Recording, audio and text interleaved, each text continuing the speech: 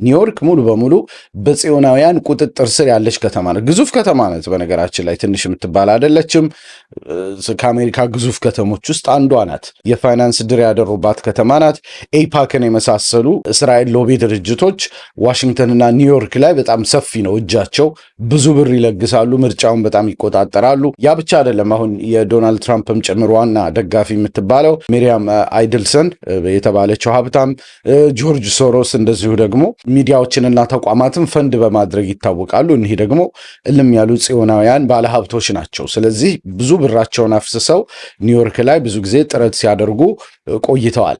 ከዛ ውጭ የሚዲያና የባህል መሰረቶቹ ላይ በጣም ሲሪየስ የሆነ ቁጥጥር አላቸው ጽዮናውያኑ። የፊልም ስቱዲዮዎች፣ የቲቪ ኔትወርኮች እና አታሚዎች፣ ፐብሊሸሮች በሙሉ ጽዮናውያን ናቸው። በአቋማቸው የእስራኤልን አፓርታይድ ቅኝ ግዛት የሚደግፉ፣ የፍልስጤማውያንን መጨቆን የሚደግፉ፣ መካከለኛው ምስራቅ እንዲሁ ችግር ውስጥ መኖሩን የሚደግፉ ኒዮ ኮንሰርቫቲቭ የሚባሉት ጡንቻ ራስ የአሜሪካ ፖለቲከኞች ማለት ነው። በጥቅሉ ጡንቻ ራስ ብለን እንጥራቸው። መጽሔት መሰል በየጊዜው የሚታተሙ ጆርናሎች እና ኤሊት ፐብሊኬሽኖች በጽዮናዊ አመለካከት የተሞሉ መሆናቸውን ማየት ይቻላል ማለት ነው። ስለዚህ ሲሪየስ በሆነ መልኩ ሚዲያው ተይዟል ማለት ይቻላል። ያ ብቻ አይደለም። የምርጫ ቁጥጥርንም በተመለከተ ሁልጊዜ ከፊት የሚወጡት ጽዮናውያን ናቸው። በዚህ በኩል ጂዊሽ ኮሚኒቲዎች ወይም የዛ ሀገር ያሉ የአይሁዳውያን እንቅስቃሴዎች ብሎክ ቮቲንግ ይጠቀማሉ። ብሎክ ቮቲንግ ማለት አንድ ላይ ተደራጅቶ መምረጥ ማለት ነው። ስለዚህ ለነገሌ ድምፅ እንሰጣለን፣ ለገሌ ድምፅ አንሰጥም እያሉ ተመካክረው ስለሚመርጡ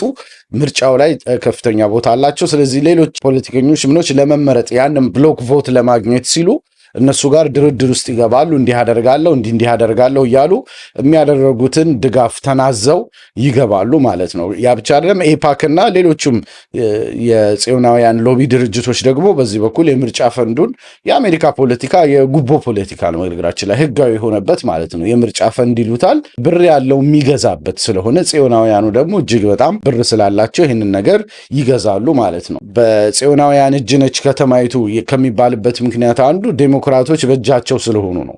ዴሞክራት ፓርቲ እንግዲህ ከሁለቱ የአሜሪካ አውራ ፓርቲዎች ውስጥ አንዱ ነው።